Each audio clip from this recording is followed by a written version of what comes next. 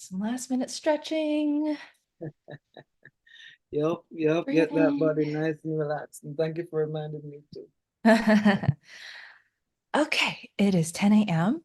So let us begin. And yeah,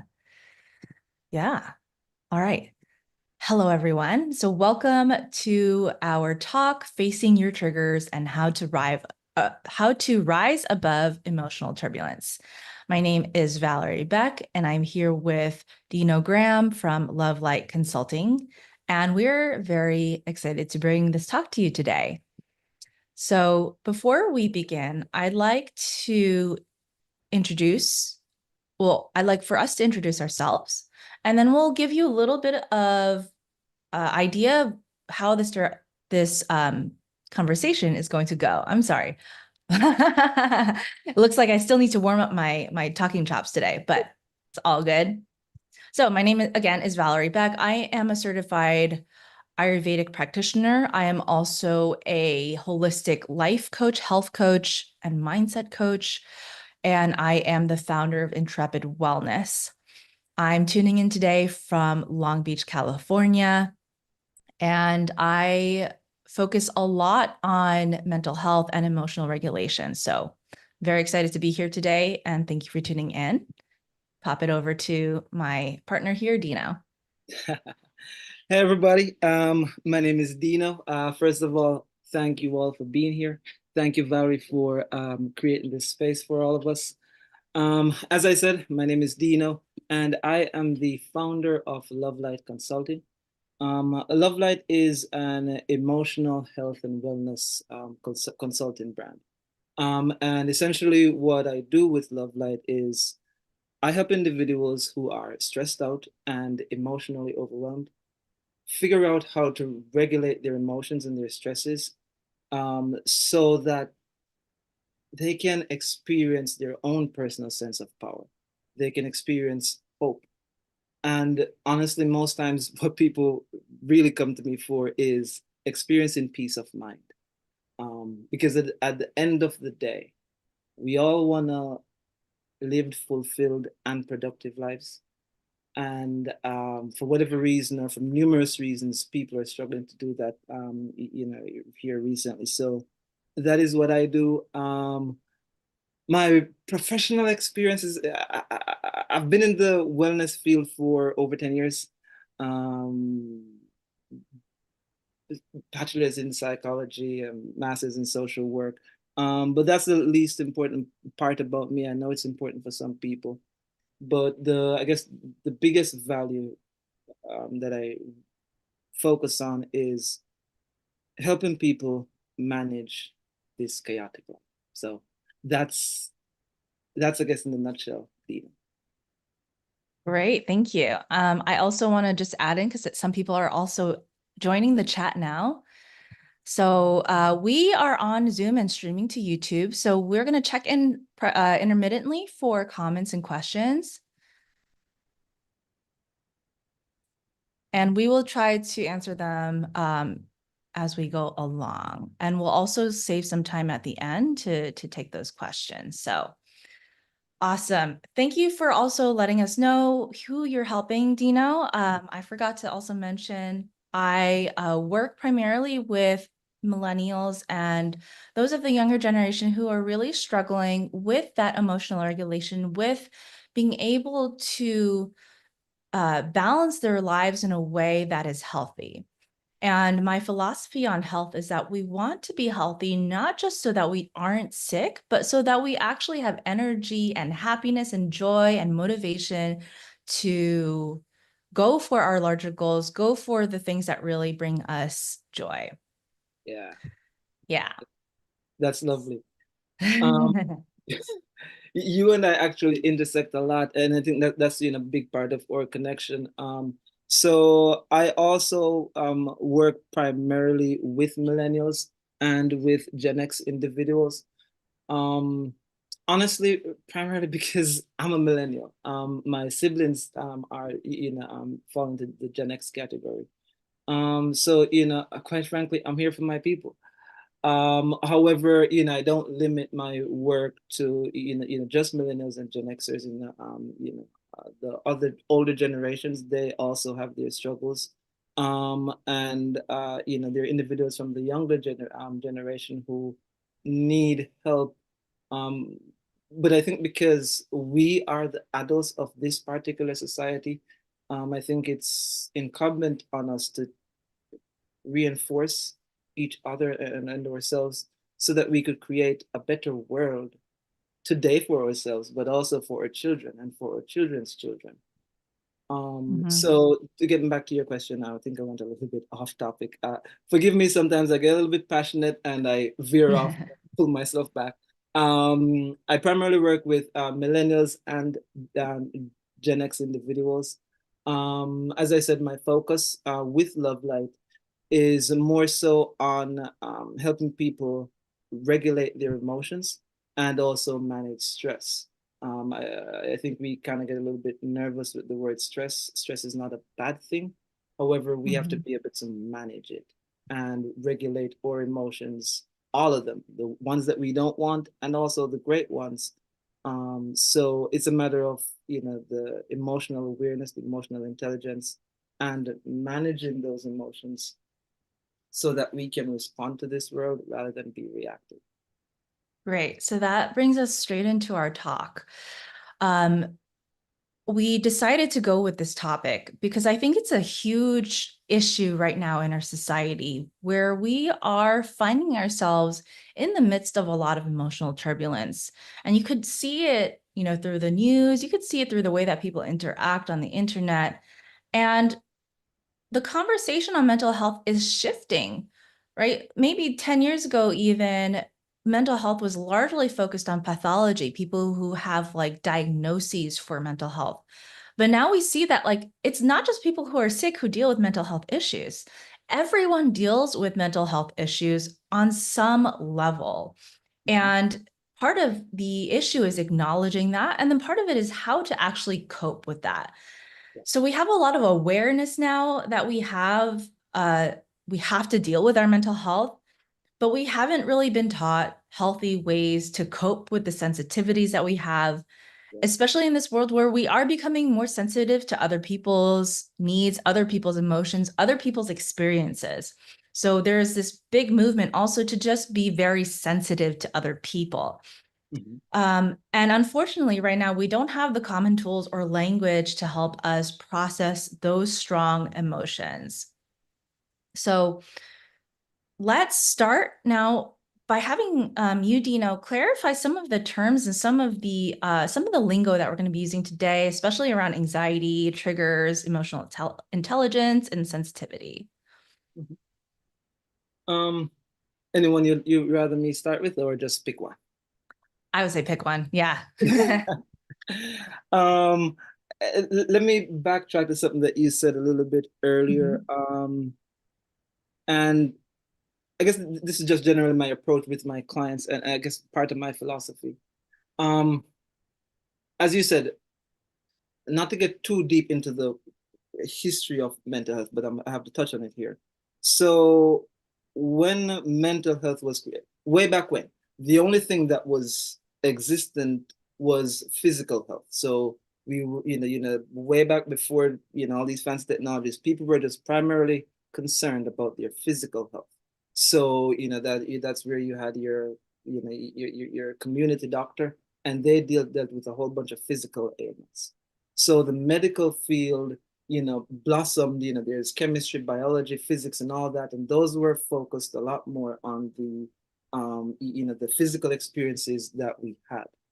Then, everybody knows Sigmund Freud, and I guess he's the most popular name, and a whole bunch of other great people came along. But now we start to realize that, hey, we had a mental health thing that's going on. And what happened was, and the reason that this is big, and then you talk going back to your shift is, when the mental health field was established, it only had the predecessor of the physical health stuff.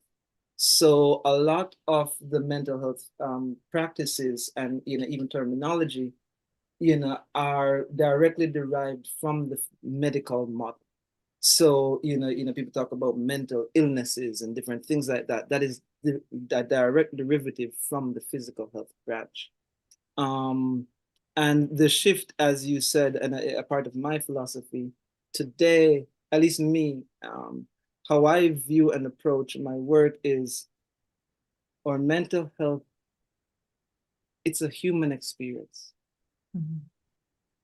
I do not care who you are, where you're from, what gender you are, as long as you're alive, you're going to experience some degree of anxiety. You're going to experience some degree of depression. You're going to have grief in your life. And that does not make you any less of a person. That simply says, hey, I have a human experience and my body is doing what it needs to do by responding to it.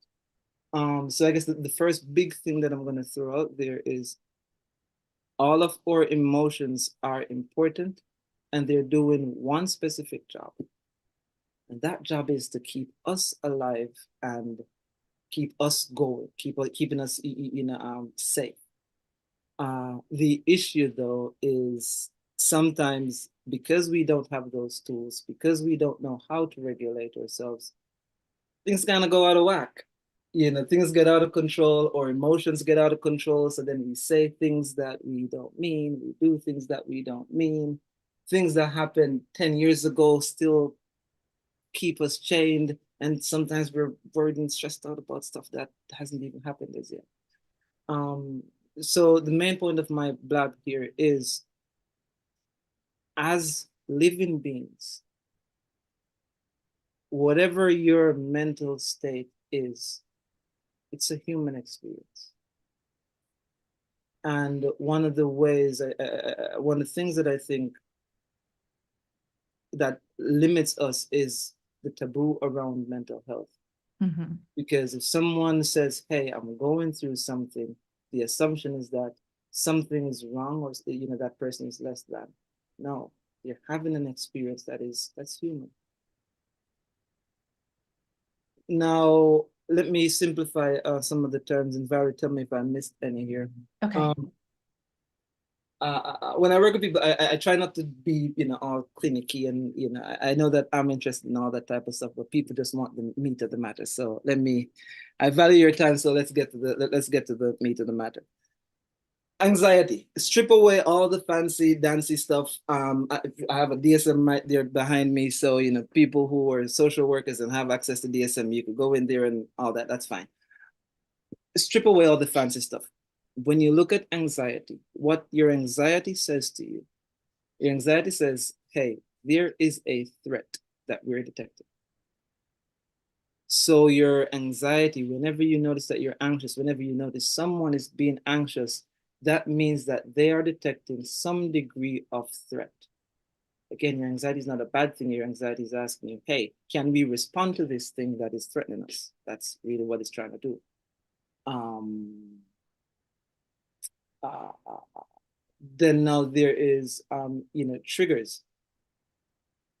On the purest level, I'm be a little bit facetious to start, but on the purest level, the word trigger, it simply means that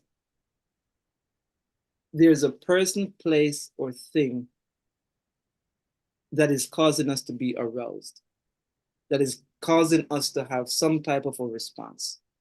That is all a trigger is.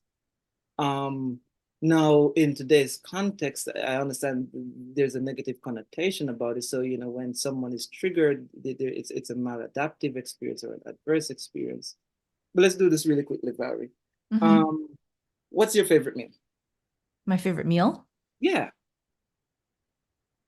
Uh, let's go with a really simple one because I grew up in New York. So I grew up really loving just Long Island pizza. So we'll go with Alrighty. that. Yeah. Alrighty. And for anyone who's watching, and even if let's say you're listening to an audio presentation, if you heard that chuckle that Valerie just had, and if you look at her wonderful face right now, she is glowing simply because I asked her what's one of her favorite meal, and she chose one. In this moment, she's having that lived experience of that particular meal, even though she's not actually eating it. My point for the question, and my point for all of this is me asking about a favorite meal, literally 2 words, was a trigger about her favorite meal, and it aroused all those wonderful emotions and experiences.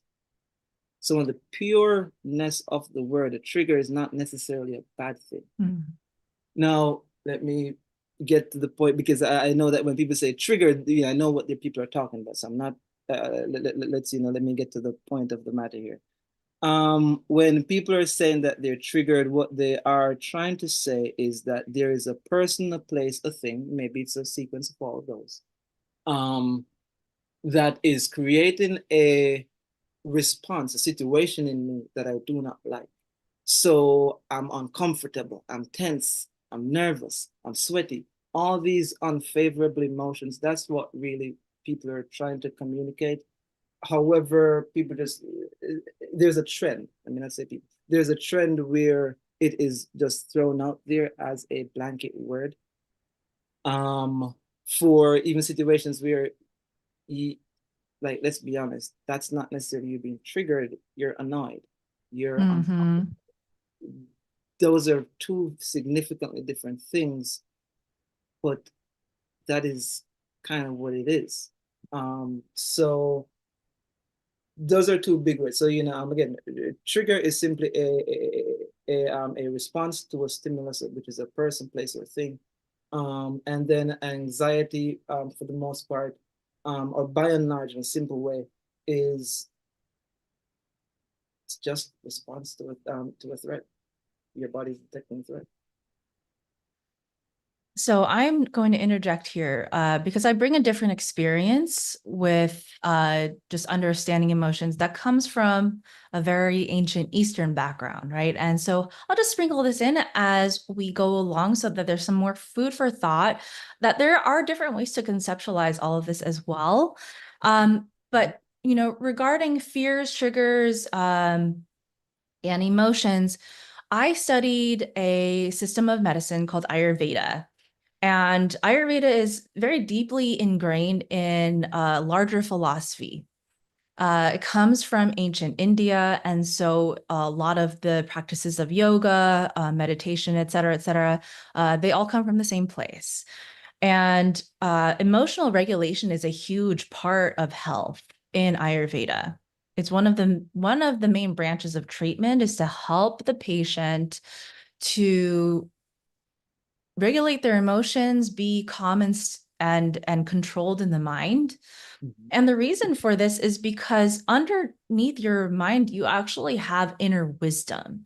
You have the ability to intake what comes in through your senses and use that as wisdom to help you make choices that are healthy for you. But that only happens if you have an even mind. If your mind is distracted by the sense organs and what they're taking in. If you're using them to console yourself because you're either running towards pleasure or escaping pain and using your emotions like that, then it is something that we call failure of inner wisdom, right? So being balanced in the body, being healthy, and then being balanced in the mind gives us the access to that inner wisdom that continues to guide us intuitively towards a more joyful life. So yeah, just a little bit of food for thought on just how we see and why we see emotional regulation as important when it comes to just overall well-being. That's beautiful. I love that. I love that. And I guess that aligns with something that I talk about, where in this Western society, a lot of people find themselves being very reactive. To and when you're reactive, going back to your point, is when you are highly sensitive to the things in your environment, to the different things that's going on, and when you are responsive, and correct me if I'm wrong here, Valerie, but when you're responsive, my thought process is when you're tapping into that inner wisdom that you spoke about, because now you have the power of choice. How do I want to choose to respond to these things that are around me? Don't get me wrong, there are times where there are certain things in your environment that are a legitimate threat to you. Yeah. And you have to figure out how you're going to go about that. But then by and large, or there are many times where the things that are getting you upset or that are getting you all worked up, being mindful, being aware, being with your inner wisdom, you get to now choose. And I think that's love. Yeah. I think we talked about this a little bit yesterday when we were getting ready for this. The distinction between being reactive and responsive, right? And I think that's what I'm talking about too when I talk about, are we letting our senses drive us towards, something because we're afraid of something, or are we using that intake to let us know what it is that our body and mind needs right now? So, audience, feel free to also type in what you feel like is missing from your lives right now and helping you deal with emotional triggers, because there are a lot of triggers that we have now that kind of are in the mainstream language, right? And I could say some of them right now can be a lot of political issues are triggering. I talk to a lot of my friends these days, and when I ask them how they are, they say like, "Oh, I'm trying not to let, what's going on in the world bother me." And it's a really interesting thing for people to be fixated on this when it's very much outside the scope of what's happening immediately, but it's something that they allow to kind of control their emotional state of mind, which, I can't blame them for it. But this is kind of where we're at, is that there is this kind of, there is a fixation on what goes on externally, right? Uh, and in a way that we are not left empowered. Yeah. Right. So it's just, what is it that we can do to remain empowered, even when there are just chaotic things going on around us all the time? And, I was listening to another show the other day about talking about people who are in a war zone or in a very like inherently crazy place. Mm-hmm. They don't actually experience as much unhappiness and stress as those who are being told about the event and are not in there. Isn't that interesting? Very interesting. If you don't mind sending that to me, that would be an interesting read. That is very interesting. Um, yeah, I'd like to read it before I, throw my theory out there, so I understand the full context of it. But to get back to your question, what we could do, and you and I spoke about this yesterday as well. One thing that I think is important for us to do is to be aware, to remind ourselves that what is going on around us isn't us. So even if you are in a chaotic environment, the chaos does not have to be within you. You can simply be a part of the environment, but you are an individual who is important, and you have the power, the capacity, and the tools to impact your environment in a whole bunch of ways. You could add to the chaos if you would like, but you could also be a vehicle for change. You could be a vehicle for hope. Um, and how you do that, I think first comes with the awareness and the distinction of, for example, with politics. Hey, this political climate, yes, it is important. In America, we're approaching a major election. So whatever happens in November, it's going to impact us at least immediately for the next 4 years and beyond. But here's the deal: whoever gets elected, the power for us to live our daily lives lies with us. So one of the things we have to embrace are our coping skills. What are the things that help us feel safe? Then there are the support systems. Who are the people around us? Who has their back? It doesn't need to be an exorbitant list. If you have, sometimes I say use leverage, less is more. If you have 3 people and them 3 people like get you and they have your back, that's chef's kiss right there. So three places for me it starts is with the awareness, just knowing where you are in relationship to everything else, knowing that you have some power and some capability in even tough situations.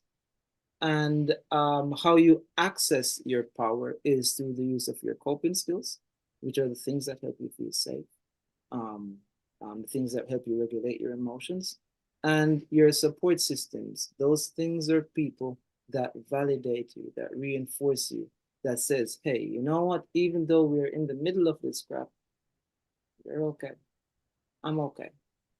Tomorrow is another day. There are a few questions I want to follow up with that, Dino. So I have talked to people where they're aware of the problem. They know that they have issues regulating their emotions. They know that they're exhausted. They know that they're sad or whatnot. But they also are aware that they don't have the tools and they don't know what they are. So, as someone who works in this field, what are some ways to start building coping mechanisms? Good question. So for ah, I'm gonna have to dissect your question a little bit. Okay. And if let's say I missed the main point of your question, please put me back to it. Just because I'm gonna break it apart a little bit here. So let me start with the individuals who are aware that, hey, emotionally, I'm not in the place that I want to be. I am extremely tired. I am overwhelmed. I don't feel good enough. I feel alone. Uh, I struggle with my esteem. My worth is low. And I know that there is a perpetual feeling of doom that is weighing on my chest. But I don't know what the heck to do with all that. Like, Mm. I get that part. Um, I would say I would start with the coping skills. Now, there are different types of coping skills. I'm going to touch on a few of them that people could try and maybe even experiment with. Um, so the first one would be breathing. It really doesn't take much. It doesn't cost anything. And a simple breathing. You mentioned people being in war zones. I love box breathing, and from box breathing, from my understanding, was developed by military personnel who they're in active war zones, and how they devised it was, if you are out there, we're all on the battlefield, and you're too nervous to focus on the enemy, that is literally gonna fail the darn mission. So to figure out a way that the operatives could keep themselves calm and balanced so that they could do what they gotta do to have a successful mission. And I'm gonna walk you through a very short version of box breathing. You can Google it, and I think YouTube has a whole bunch of wonderful resources.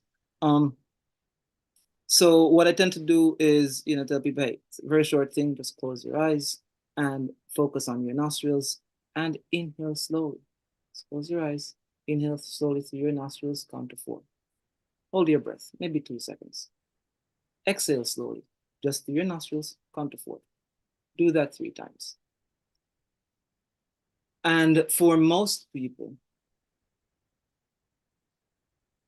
after doing that, there's this release of energy, there's this calm.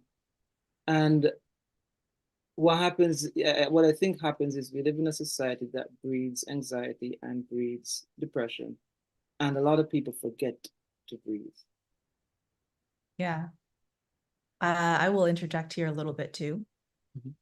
So if you have ever gone through any kind of trauma and major emotional upset, the likelihood is that you've trained yourself to breathe irregularly. Not necessarily trained, but you have conditioned yourself to breathe irregularly.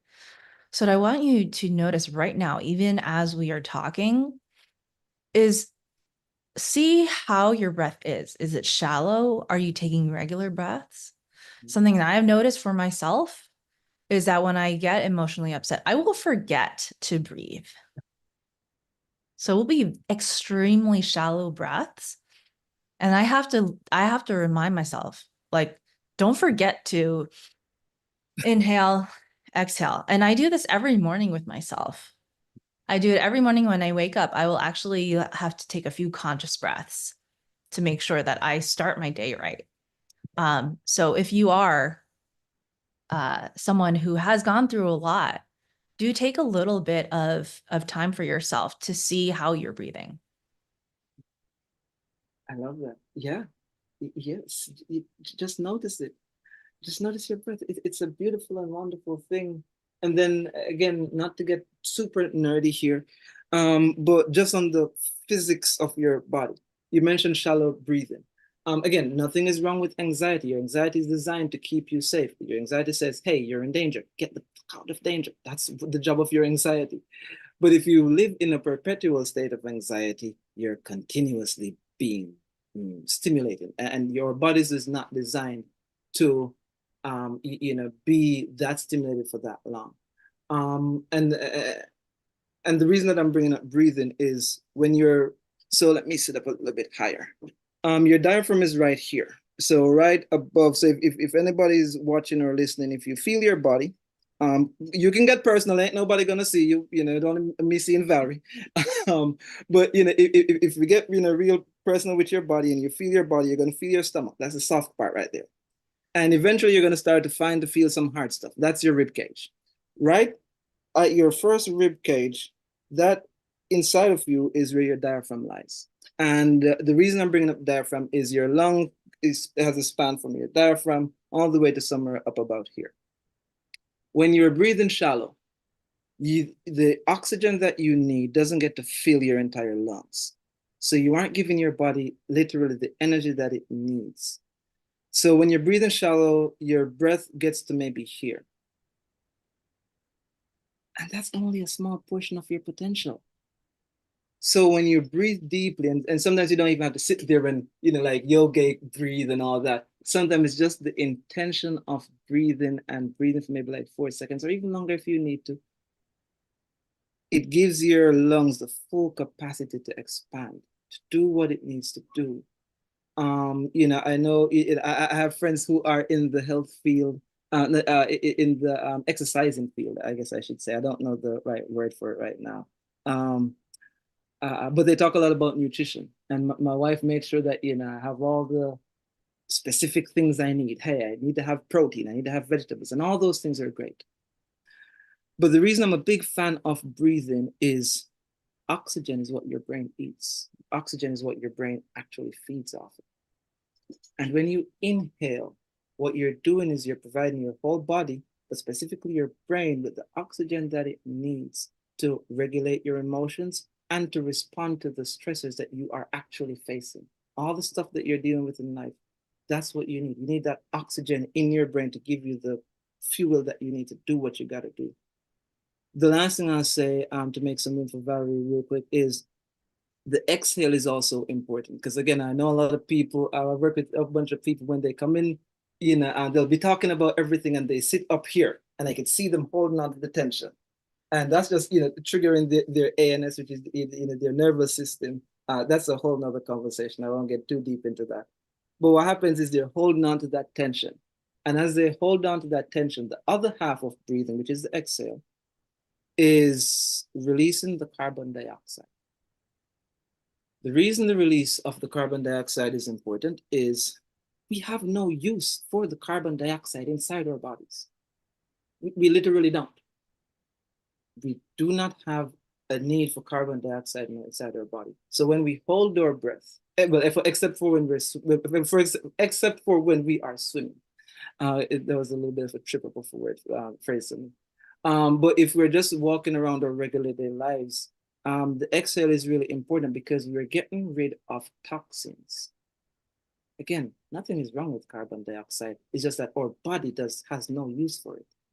So as we exhale and as we relax our bodies, we're getting rid of the carbon dioxide. And again, we are making room for ourselves to be able to respond effectively.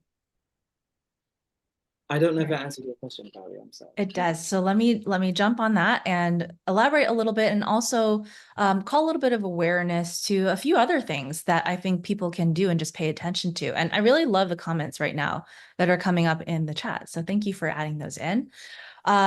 So in Ayurveda, we talk a lot about energetic fields and energies in the body in a very different way, but it actually goes along really well with what you've been talking about with the inhale, exhale.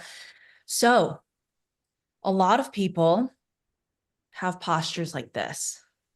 So when you're shrinking down, this communicates also a shrinking of yourself. It communicates shrinking of confidence and also your ability to be present in the world. Now, why am I saying this? When you do this, there's also a physical reaction in that you cannot breathe like this efficiently. Yep. So you're going to put yourself in a state of panic, or you're going to put yourself in a state of stress automatically by always being like this. What happens when you are in a state of stress all the time? Your sensitivity goes up. Mhm. One. Two, you are more easily triggered, literally more easily triggered, right? Because also, from a more Ayurvedic standpoint, this is also shrinking your throat chakra. This is the center of your self-expression. Yes. So if you feel triggered, it's because you are closing your ability to self-express in a healthy way. Mhm. And so if you want to maybe hack yourself into being a little bit more open and less reactive, one thing you can just work on is also making sure that your posture is open, that you have opening your chest. The chest opening opens yourself more to that love in the world, to positivity. And then it also frees up your throat chakra. It frees yourself up to be healthily self-expressed. So that I think goes along really well with what you're saying with the breath and making sure that you create that room for your breath also. Yeah. So I want to also just continue on with this conversation because yesterday you mentioned to me how important neuroplasticity is for navigating our traumas and triggers. Mhm. And I want you to go a little bit into what that means. Like neuroplasticity is a huge buzzword these days because there's a lot of research going on with psychedelics and neuroplasticity and using certain substances to be able to rewire the brain and whatnot to overcome certain types of emotional triggers and everything like that. So yeah, please elaborate a little bit on what you know about why neuroplasticity is important. Okay. Um, and I will start again. I like to keep things simple. Mhm. Because as you said, one of the barriers for people is there's a disconnect with information. And sometimes, professionals, we use all these jargons and all these fancy words, and people don't know what the heck it means. It just sounds nice and cool. Um, so I'm gonna start with neuroplasticity, and this is the very simplified version for all the neuroscientists out there. Forgive me if I am making this way too simple. It's just general information here. But neuroplasticity essentially is the ability, it's talking about the ability for our brain to respond and adjust to the environment's circumstances. And the point of it is for us to adjust to change. The reason neuroplasticity is important is we were talking a little bit earlier about being able to respond versus reacting. When you are hardened or when you feel stuck in a particular situation, you feel like, hey, this is all I can do. I don't know how to do anything else. A lot of people say, oh, I can't this, I can't that. You speak about, limiting your throat chakra. Neuroplasticity is a general concept of learning and being able to adapt to change. Again, with this conversation, and something that I'm very passionate about, stress in and of itself is not a bad thing. Your Mhm. emotions in and of themselves is not a bad thing. What the issue is, we do not know how to adjust and respond to those changes. Um, you know, uh, um, for a lot of people, ever so often, you get a little bit older and life changes for you. And we don't know how to respond to that. So we freak out. So the importance of neuroplasticity and why they're doing all these research is it's to help people figure out how they can respond to the emotional pain that they're dealing with, how they can respond to different changes. Because again, again, we're talking about your brain. Your brain has to have the ability to respond to change. Up until you're the age 25 or so, that's what research has categorized. Neuroplasticity is a lot more accessible before the age of 25. So the younger you are, it's easy for you to learn. You can learn, unlearn, and relearn time and time again. But the older you get a little bit more rigid, a little bit more stuck in your ways, because the synapses are kind of like, stuck, kind of likes the pattern. And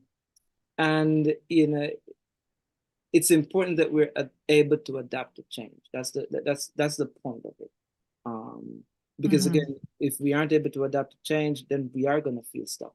We are going to feel like we are regressing, where life is moving forward and we're just stuck where we are. And as you say, embracing your breath and having a better relationship with your body, understanding what your body is doing and how it's positioned, is a beautiful way to, again, teach your brain, hey, you are not in control of me. This is a partnership. You do what you got to do to keep me alive, and I make sure you have what you need. Beautiful. I want to draw this into something that I wrote for this talk, and I think that we can both speak on a little bit, is the importance of being able to navigate difficulty and adopting an attitude that doing hard things is not in itself a negative thing. Mhm. So we're here to challenge the collective belief that it's better not to experience negative emotions. That, I feel, creates this unrealistic expectations that we are entitled to this adversity-free life. And we can try to build an external world where everybody's as sensitive to our needs and all of that. But at the end of the day, there will be something that knocks us down, right? There will always be something there to challenge us. And, it's become the norm to avoid triggers rather than work through them. And moreover, we've made it other people's responsibility to handle our own emotions and our internal experience. So, which, as you can imagine, can be quite problematic because we really can't control other people. Mhm. So I want you to dig a little bit deep into this with me, Dino, of like, what can we do starting today to really take a look at ourselves and empower ourselves to do harder things? I love that question. I love that question. Um, there are many things that we could do. So for today, for today's conversation, just as a general thing, because each individual situation is nuanced, each individual is nuanced, so each individual's need is going to be different.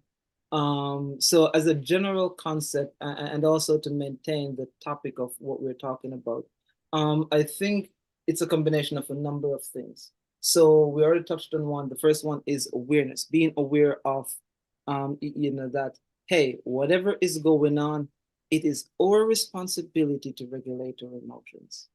It is not my partner's responsibility to regulate my emotion. Sure, they can help, but it's not their job. You and I spoke, yesterday about, one of the challenges, at least in my opinion, that, this generation faces is the failure of systems, or education system has failed us, or family systems have failed us, or religious and government systems have failed us.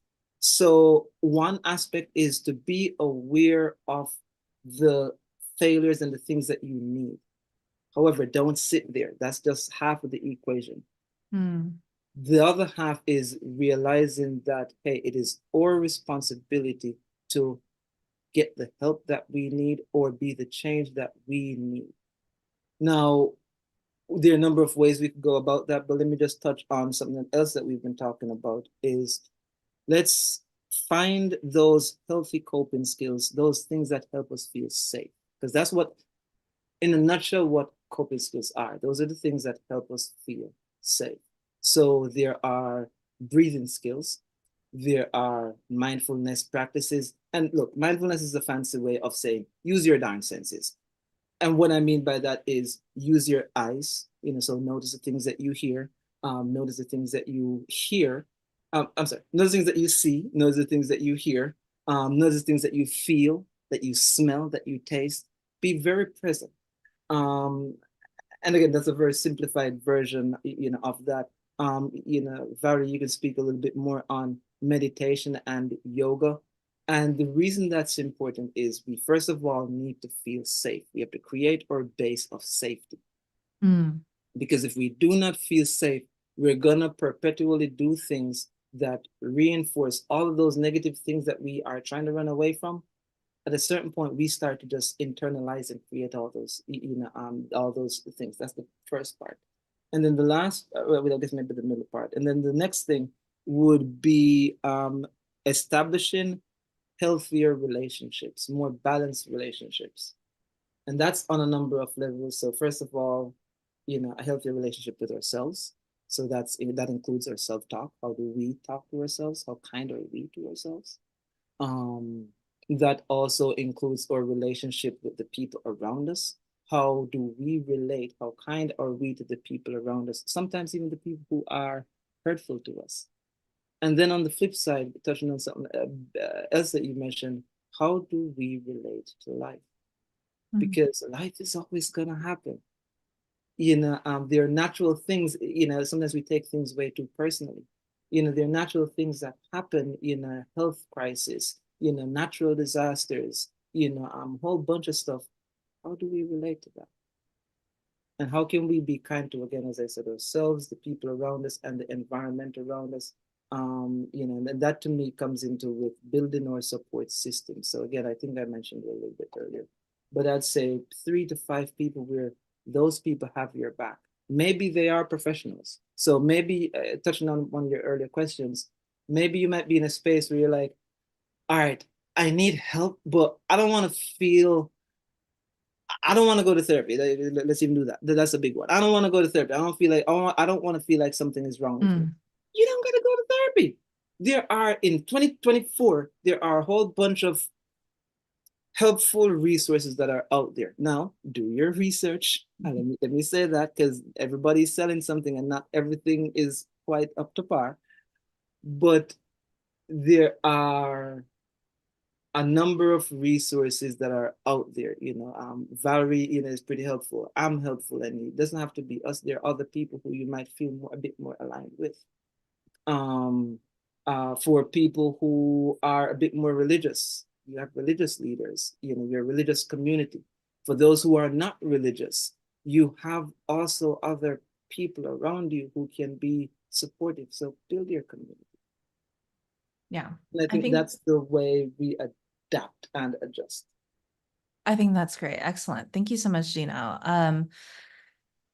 One of the pillars of health that we talk about in Ayurveda is actually this management of relationship. I think that actually our relationship with the external world is such an important part of our health. And we don't really realize it, but we deal, like, there is the inner world that we have, and then we have everything else out here. And we need to have a good relationship with the external world. It's going to be there because that's what pretty much is our experience, right? Yeah. And how we react to that experience is going to determine our health. In terms of the mindfulness that you had mentioned before, and the meditation and the yoga and whatnot, these are very classical practices, and there's so many different ways to do them. And, if we wanted to be very traditional, that you could go to a yoga class, you could take meditation, you could go to sound bath and whatnot, but it really is not the only way to do these practices. And I've learned by trying a lot of them that having just the basic tools, right? Knowing how to do the box breathing, or knowing when it is that you need to walk outside, when it is when you you know that you need to go and stretch it out a little bit is more important than you going and committing to a practice. Yes. Yeah. Because you need to know what you need now, not what someone tells you need now. Not what you think you should do for the rest of your life, but it's an ongoing relationship with the external world where you are able to really tell by assessing yourself what it is that you need in this very moment. I love that, because when I work with my clients, one of the things I say to them, I'm like, hey, whatever coping skills we practice, for this to work, you got to do it in your everyday life. So be mindful about what you're eating. I love using food as an example because food brings all of your senses together. Again, uh, at least now we live in an environment where, like even right now, I'm sitting in a room. And even though a plant is right here, it's not like a flowered plant. So I genuinely don't smell anything. So, smell can be a little bit tricky. But when you have a meal in front of you, almost every meal, if you are healthy enough, you're probably able to smell that meal. So my reason for bringing it up, I love what you said, sometimes use what you have. So if you're eating, notice the color of the meal. Notice how far the meal is from you. Notice the different ingredients that you can see, depending on what you're eating, you might be able to see, a leaf of thyme or, some scallion or onion or mushroom or whatever. Notice what it sounds like when you're chewing or when somebody else is chewing. That's what a darn thing smells like, what it tastes like. What are the different flavors that are popping up? Oh, this is kind of gingery. Oh, no, it's kind of salty. Let me take a sip of water. And again, have that whole experience. And guess what? That is you being mindful. You ain't got to pay nobody to do that. And it doesn't take long. It's what, maybe a minute of your time. If you want to, extend it, then that's great.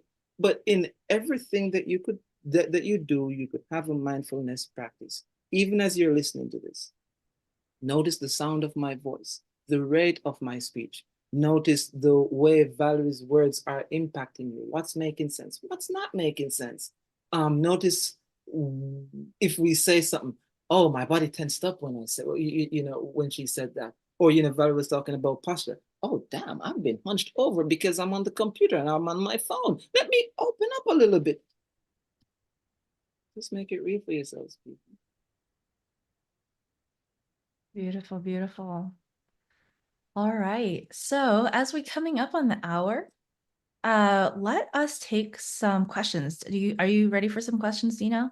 I am ready, and I keep lying to myself that I can multitask. I get distracted very easily. So, yes, I am ready for questions, and I saw some stuff over there.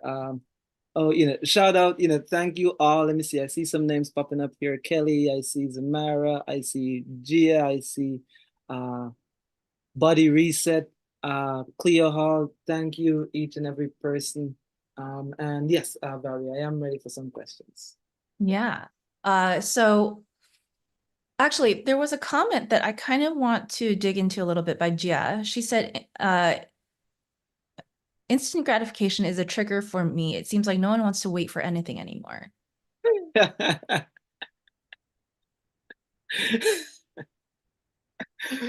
Ah, you got to read that one again and let it breathe, Valerie. Yeah. Let me think about that too. So, as you think, let me touch on that. Yeah. That is a very true thing. And that ties in with something that I said a little bit earlier, where we live in an environment that breeds anxiety. Because a part of, and how the society breeds that is there is this constant need for do it now, do it now, do it now, do it now, and go, go, go, go, go, go, go, go, go, go, and never end. And there is the hustle mentality. Again, to a certain degree, for certain moments, nothing is wrong with that. The issue is that is not sustainable. We are organic and living beings, and everything requires a state of engagement and a state of rest. Each breath that you take, when you inhale, that's you engaging. When you exhale, that is that state of rest. Your heart, each like thumb, that's engagement. And when it pulls itself in, that is state of pulling back. However, as I said, we live in a society that is go, go, go. And a part of that go, go, go is that instant gratification. Um, the instant gratification, it's a pervasive yet interesting thing, but there are a number of ways that I work with my clients on managing that a little bit. And really what it comes down to the impulsivity and so it ties in with impulsivity, it ties in with anger, and in total emotional dysregulation. So some of the ways that I help people work through that is, and it depends on who you are and what works for you. But well, how you manage instant gratification, let me stay there, is a number of things. The first thing that you could do is literally take 3 steps back. Whatever the thing is that you are engaged in, take a moment, take a pause, and take physical 3 steps back. Distance yourself a little bit. You don't have to completely remove yourself, but you're giving yourself perspective on this situation. You're giving yourself a chance to be aware. Why am I doing this thing? Why do I want to do this thing? Then there is, I like to tell people to count backwards, from 100 all the way to 0. And I say all the way to 0. For me, I tend to do increments of 5 just because, I don't know, me and timetables aren't always friends. So 5 is easy for me to do. So from 100, I count backwards all the way to 0. If you want a challenge, if you feel really charged, do increments of 7. So 100, then 93, and I won't go any further because I don't want to embarrass myself today. But I think you get the drift. From 100 all the way to 0, what you're doing there is you're buying yourself time. Grounding exercises are also great because, again, as you go through your grounding exercise, what you're doing is you're deactivating your emotional brain. You're tapping a little bit more into your logical problem solving brain. And your problem solving brain most times needs time. So when it comes to the instant gratification, I think that would be the first step. Figure out different ways to buy yourself time. Maybe you need to remove yourself. Maybe it's just a pause. Going back to neuroplasticity, just like with working out, when you go to the gym, that's not where you build your muscles. You build your muscles when you go home and when you rest. So when you're at the gym and you're doing the exercise and you're doing the work, that is, where you're creating that environment for the muscle to be built. Similar with neuroplasticity. And my point of bringing this up is create breaks and moments in your time and in your day for yourself. Because again, that teaches your body like, okay, we can take a break. This thing, I don't need it in this moment. Let me take a break. I can walk away for 15 minutes. If I come back and it's still here in 15 minutes, then maybe I might need to reassess stuff. So hopefully that answered that question. And you can give me your insight from an Ayurvedic standpoint. I'd love to hear that. Yes. So I'll be very brief because we are coming up on our hour. But for the instant gratification part, it is that need.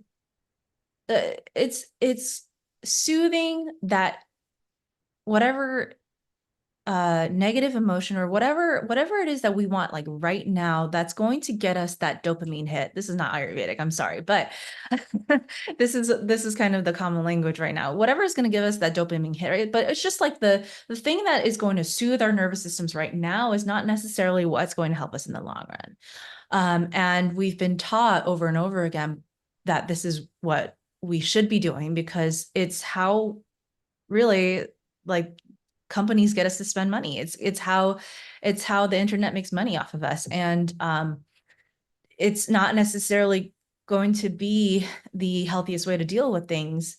And like you said, taking a few steps back, I think is a really good way to just start to look at, well, is this something that someone is trying to condition me to do?